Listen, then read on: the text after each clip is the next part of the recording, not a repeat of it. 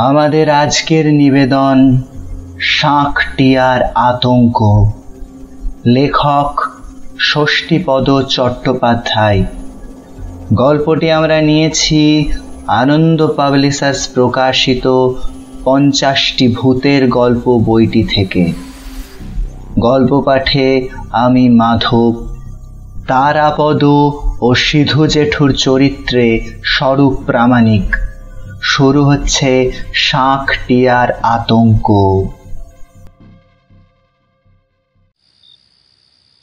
বর্ধমান জেলার রায়না থানার অন্তর্গত বেরুল গ্রামের গুহ পরিবারের একটি ছেলের চমকপ্রদ এক কাহিনীকে নিয়ে এই গল্প। ছেলেটির নাম তারাপদ। সময়টা তখন চৈত্রের শেষ। গ্রাম বাংলা মেতে উঠেছে গাজনে, চড়কে, কোথাও বা হরিবাসর বসেছে, কোথাও হচ্ছে যাত্রাগান। তাই এমন সময়ে এক রাতে তারাপদ গিয়েছিল যাত্রা দেখতে। অনেক রাতে যাত্রা যখন শেষ হলো তখন দল বেঁধেই বাড়ি ফিরছিল ওরা। এমন সময়ে হঠাৎ প্রকৃতির ডাকে রয়ে যেতে হলো ওকে। সঙ্গী সাথী যারা ছিল তারা বলল, তোমাকে একা পথের মাঝখানে ফেলে রেখে যাই কি করে আমরা? তার চেয়ে আমরা বরং অপেক্ষা করি, তুমি একটু তাড়াতাড়ি সেরে নাও। তারাপদ বরাবরই ডাকাবুকো, বলল, কোনো প্রয়োজন নেই, গ্রামের কাছাকাছি তো এসেই গেছি, তখন আর ভয় কি? তাছাড়াও চোর ডাকাত এলেও সুবিধা কিছু হবে না। কি আর আছে আমার? তা ঠিক নয়, আসলে রাত বিরেতের ব্যাপার তো। যদি অন্য কিছু ওইসব একটু বদনাম আছে কিনা এই গায়ে? সোজা কথায় ভূত প্রেতের কথা বলছো? ও সবে আমার ভয় নেই, বিশ্বাসও নেই। সবাই জানতো তারাপদ সাহসী ছেলে, তাই বলল, আমরা তাহলে যাই। তারাপদ বলল, স্বাচ্ছন্দ্যে। ওরা চলে গেল। তারাপদ নিশ্চিন্ত মনে মাঠে কাজ সেরে পাশেরই একটা বড় পুকুরে গিয়ে নামল। পুকুরটা শাঁখটিয়ার মধ্যে পড়ে। মাছ ভর্তি এই পুকুর। বড় বড় রুই, কাতলা, কাল বাউসে ভর্তি পুকুরটা। আর এই পুকুরের মাছের স্বাদও খুব। তারাপদ যখন জলে নেমেছে ঠিক তখনই দেখতে পেল মস্ত একটা মাছ ঘাই দিল পুকুরের জলে। পুকুরের চারপাশে বড় বড় আম গাছ ও বাঁশবন থাকায় কি মাছ সেটা বুঝতে পারল না, তবে অনুমান করলো 8-10 কেজি ওজনের কাতলা মাছ একটা। মাছটা আবার ঘাই দিল, এবারেও একেবারে ডাঙার কাছে। তারপর হঠাৎই ওর গায়ে গা ঠেকিয়ে পিছলে সরে গেল।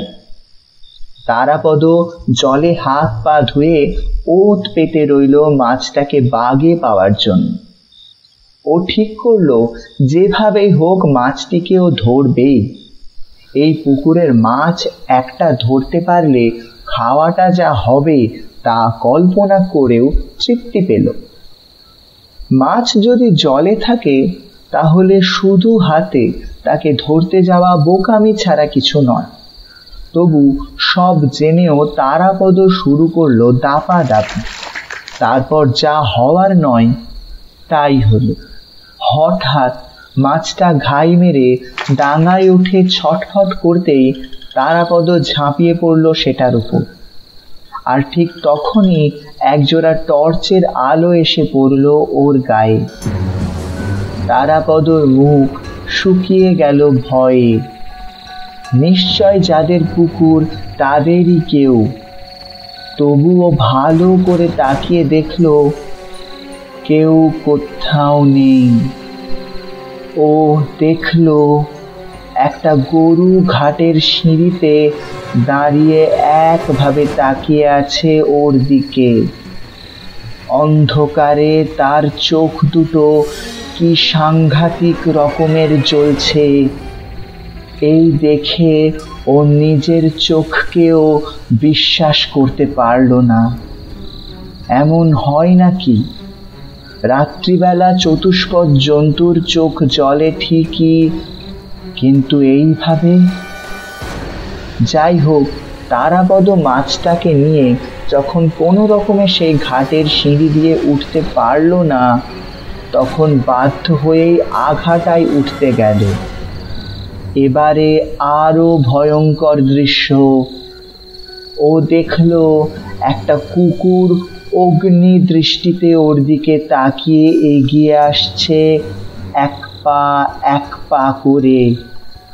আর কুকুরের চোখ দুটো দিয়ে নানা রঙের আলো বেরিয়ে এসে অন্ধকারের রঙের খেলা খেলে হারিয়ে যাচ্ছে। তারাপদর বুক কেঁপে উঠল এবার। সে যত এগিয়ে আসে, কুকুরও এগিয়ে আসে তত। ভাবটা এই, ডাঙায় উঠলেই ছিঁড়ে ফেলবে একেবারে। তারাপদ তবুও দমবার পাত্র নয়।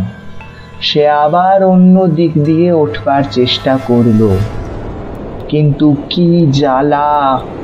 এখানে একটা কালো বিড়াল, তারও চোখের অবস্থা একই রকম। তবুও মাছটাকে বুকে নিয়ে উঠতে গেল বাঁশ বনের দিকে। এখানে আবার অন্য দৃশ্য। একটা শেয়াল হুক্কা হুয়া করে ডেকে উঠে আকাশের দিকে মুখ করতেই তার মুখ দিয়ে আগুনের হলকা ছুটতে লাগলো। তারাপদ জানে এগুলোকে বলে উল্কামুখী শেয়াল। ও এবার নির্ভয়ে ডাঙায় উঠল। তারপর এক হাতে মাছটাকে বুকের মধ্যে আঁকড়ে রেখেই মাটির একটা ঢেলা নিয়ে ছুঁড়ে মারল শেয়ালটাকে। যেই না মারা, শেয়ালটা অমনি খ্যা খ্যা করে মানুষের গলায় হেসে পালিয়ে গেল সেখান থেকে। কিন্তু এই বাঁশ বন পার হবে কি করে? ওর কেবলই মনে হতে লাগলো কারা যেন চারদিক থেকে দোল খাচ্ছে সেই বাঁশ বাগানের ভেতরে। কেউ যেন ওর কানের পাশ দিয়ে শোঁ শোঁ করে বেরিয়ে যাচ্ছে। এবার দারুণ ভয় পেয়ে গেল তারাপদ। ও বুঝতে পারল যে সে কখনো যা বিশ্বাস করতো না, তা বিশ্বাস না করে আর উপায় নেই। সত্যি সত্যিই সে আজ এই মুহূর্তে ভূতের পাল্লায় পড়ে গেছে। যখন মনের অবস্থা ঠিক এই রকম, তখনই তারাপদ দেখতে পেল একজন বয়স্ক মানুষ লণ্ঠন হাতে বাঁশ বাগানের ভেতর থেকে বেরিয়ে আসছেন। কিন্তু এই রাত বিরেতের বাঁশ বাগানের ভেতর কেন? ওরও কি ভূতের ভয় নেই, অথবা সাপ খোপের? তারাপদ চেঁচিয়ে ডাকলো তাকে। এই যে শুনছেন? মানুষটি কোনো সারা শব্দ না দিয়েই চলতে লাগলেন। কালা নাকি, শুনতে পান না? তবু একজন চলমান মানুষ তো। ও দ্রুত পদে পা চালিয়ে ধরে ফেলল তাকে। তারাপদ কাছে গিয়ে বলল, আমি আনগুনোয় গেছিলাম যাত্রা শুনতে। তারপর হঠাৎ প্রকৃতির ডাকে আটকে গিয়ে ভূতের পাল্লায় পড়ে যাই। আমাকে একটু দয়া করে বাঁশবাগানটা পার করে দেবেন? মানুষটি হ্যাঁ না কিছুই না বলে একইভাবে পথ চলতে লাগলেন। চলছেন তো চলছেনই, বাঁশবন আর শেষ হয় না, পথও ফুরোয় না। তারাপদর অবস্থা তখন শোচনীয়। ইতিমধ্যে হঠাৎ সে দেখল তার বুকে যেটা আছে সেটা আসলে মাছের বদলে তার কঙ্কালটা। দেখবা মাত্রই শিউরে উঠল সে। সঙ্গে সঙ্গে কাঁটা সার মাছটাকে ছুঁড়ে ফেলে দিল মাটিতে। মাছটা তখন আবার পূর্বরূপ ফিরে পেয়ে জীবন্ত হয়ে হঠাৎ ঘাই মেরে শূন্যে লাফিয়ে ছিটকে পড়ল পুকুরের জলে। তারাপদ দেখল এতক্ষণ ধরে এত হেঁটেও সে কিন্তু পুকুর পাড়েই আছে। মাছটা জলে পড়তে চলমান মানুষটি থমকে দাঁড়িয়ে লণ্ঠনটা আবার তুলে ধরে পুকুরের দিকে তাকিয়ে বললেন, যা, বেঁচে গেল ওটা। সেই আলোয় খুব কাছ থেকে লোকটির মুখের দিকে তাকিয়েই এবার শোচনীয় হয়ে উঠল তারাপদর অবস্থা। ওর শিরদাঁড়ার উপর দিয়ে একটা ঠান্ডা স্রোত বয়ে গেল তখন। কাঁপা কাঁপা গলায় তারাপদ বলল, এ কি সিধু জেঠু, আপনি? চিনতে পেরেছিস তাহলে? আপনি এখানে কেন? এখানে ছাড়া আর কোথায় থাকবো বল? এই বাঁশবাগানেই তো আমাকে সাপে কামড়েছিল, এর পাশেই তো খাল ধারে আমাকে পোড়ানো হয়েছিল, সেই থেকেই এখানে আছি। তারাপদ তখন প্রাণের দায়ে দিক বিদিক জ্ঞান শূন্য হয়ে ছুটেছে। এক সময় বাঁশবন পার হয়ে পীর বাবার থানের কাছে চলে এলো। অনেক আগে এখানে এক বৃদ্ধ ফকির থাকতেন, এখন তিনি নেই, তবে ভগ্ন স্থানটুকু আছে। কতকগুলো পোড়া মাটির ঘোড়া আরো কি সব যেন আছে। ও সেইখানে এসে হাঁপাতে লাগলো। এদিকে সেই গরু, কুকুর আর উল্কামুখী শেয়ালটা পিছু পিছু এসেছে ওর, আর নানা রকম ভাবে দেহটাকে ছোট বড় করে চোখের মনিতে আলোর খেলা দেখিয়ে ভয় দেখাচ্ছে। তারাপদ বুঝলো এদের হাত থেকে আজ ওর কোনো রকমেই পরিত্রাণ নেই। তাই কাতর ভাবে সেই পীর বাবার কাছে মাথা কুটে বলতে লাগলো, পীর বাবা গো, আমাকে রক্ষা করো। এই প্রেতের কবল থেকে তুমি না বাঁচালে কেউ আমাকে বাঁচাতে পারবে না। আমার শত অপরাধ ক্ষমা করো, তুমি আমাকে রক্ষা করো।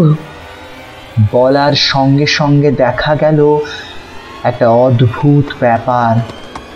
কোথা থেকে যেন এক ঘোর সওয়ার এসে হাজির হলো সেখানে, তার হাতে তীক্ষ্ণ তরবারি।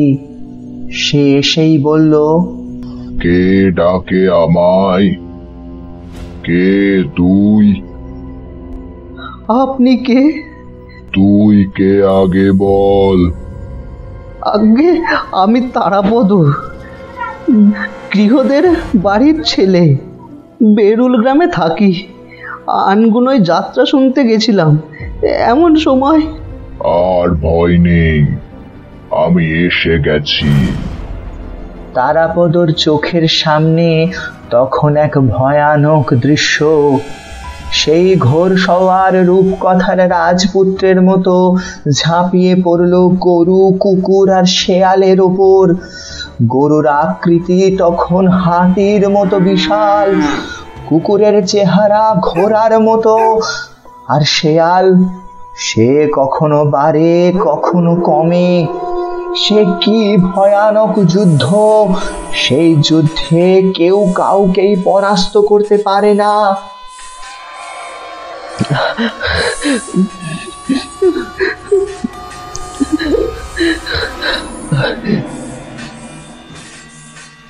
অবশেষে এক সময় হার মানতে হলো। গরু, কুকুর আর শেয়াল নিপাত গেল তিনজনেই। ঘোর সওয়ারের আকৃতি তখন অন্যদের চেহারার সঙ্গে সামঞ্জস্য রেখে তাল গাছের মতো। একটু একটু করে দিনের আলো ফুটে উঠছে তখন। রণক্লান্ত ঘোড়সওয়ার এক হাতে কপালের ঘাম মুছে বলল, আর ভয় নেই তোর, যা চলে যা। তারাপদ বিগলিত হয়ে বলল, আপনি কে? যা বলছি। সেই কণ্ঠস্বরে তারাপদ ভয়ে ভয়ে তাকালো ঘোড়সওয়ারের দিকে। আর কি আশ্চর্য, ওর চোখের সামনেই ভোরের আবছা আলো অন্ধকারে একটু একটু করে মিলিয়ে গেল ঘোড়সওয়ার। তারাপদ ঘরে ফিরে এলো, তবে সেই থেকে সে আর কখনো রাত দুপুরে একা শাঁখটিয়া দিয়ে যাওয়া আসার চেষ্টা করেনি। ভূত, ভালোবাসা, গোয়েন্দা, নানা স্বাদের গল্প থাকছে আমাদের এই গল্পদূত চ্যানেলে। প্রতি শনিবার সন্ধ্যা 7টায় আপনার জন্য নিয়ে আসছি নতুন নতুন গল্প। শুনতে থাকুন গল্পদূত, লাইক করুন, কমেন্ট করুন, পছন্দ হলে শেয়ার করুন বন্ধুদের সাথে। দেখা হচ্ছে আগামী শনিবার সন্ধ্যা 7টায়।